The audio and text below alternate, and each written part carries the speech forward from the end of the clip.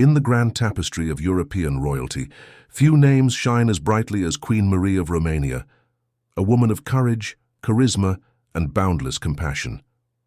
Born into the glittering courts of Europe, she would one day rise to become the heart and soul of an entire nation, guiding Romania through war, revolution, and rebirth. Born on October 29, 1875, in Kent, England, Princess Marie Alexandra Victoria was the daughter of Prince Alfred, Duke of Edinburgh, the second son of Queen Victoria of Britain, and Grand Duchess Maria Alexandrovna of Russia, daughter of Tsar Alexander II. From the very beginning, Marie's life was destined to bridge empires, a blend of British discipline, Russian passion, and European elegance. As a young girl, Marie was lively, artistic, and full of dreams. She grew up surrounded by luxury, but her heart longed for adventure beyond palace walls.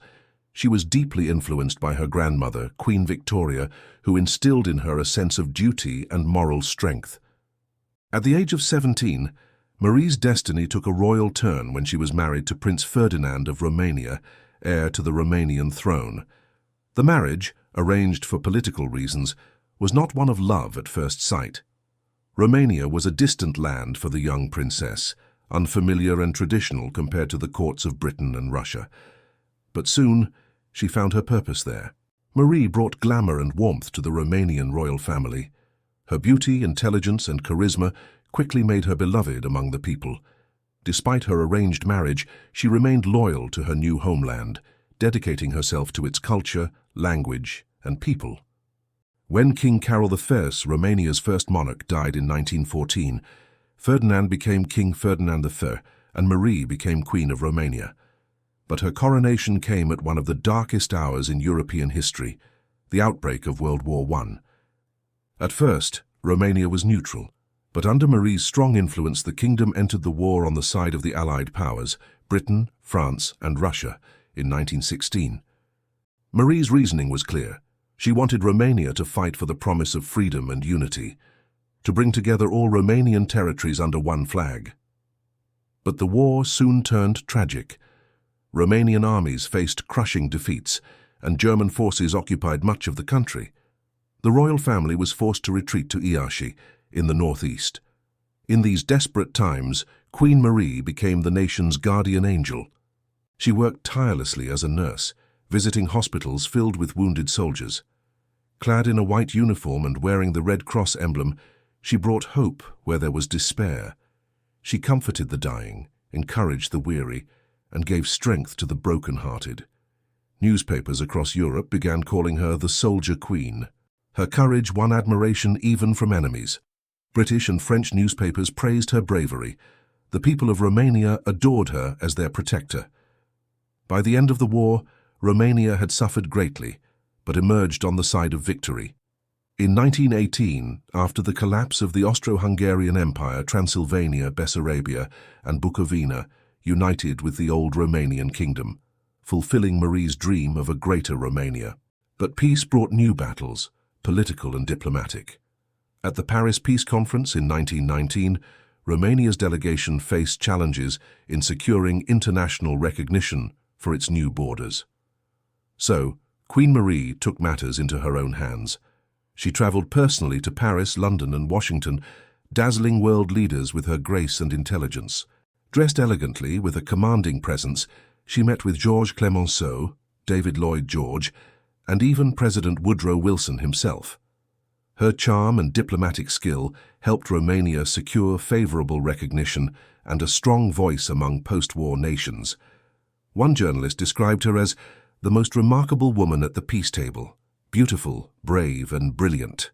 In 1922, Romania celebrated one of its grandest moments, the coronation of King Ferdinand and Queen Marie in Alba Iulia. Marie wore a stunning golden crown inspired by medieval Romanian design, symbolizing unity and strength. Thousands gathered to witness the event. It wasn't just the crowning of monarchs, but the birth of a new nation. She became a symbol of national pride, adored by Romanians of all backgrounds. She supported artists, writers, and education. Her palace at Balcic, overlooking the Black Sea, became a sanctuary of beauty and peace, filled with flowers, art, and memories. But behind her radiant smile, Marie's life was not without pain. Her marriage to Ferdinand, though respectful, lacked deep affection. She endured political intrigues, family disputes, and moments of loneliness. Her eldest son, Crown Prince Carol, caused her great sorrow with his rebellious behavior and scandals, which later led to his abdication.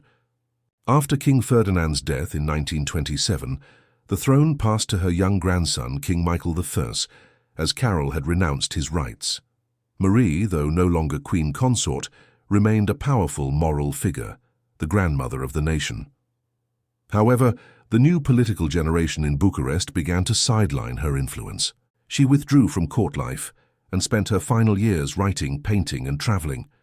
Her memoirs, The Story of My Life, revealed her poetic soul, her humor, and her deep love for Romania. In 1938, Queen Marie passed away at Pelișor Castle in Sinaia, surrounded by the mountains she loved so much. Her death was mourned across the country. People lined the streets for miles to pay their respects to the woman who had become not just their queen, but their mother in times of sorrow and war. She was buried beside her beloved Ferdinand at Curtea de Argeș Monastery. But her heart, literally and symbolically, remained in Romania's soil.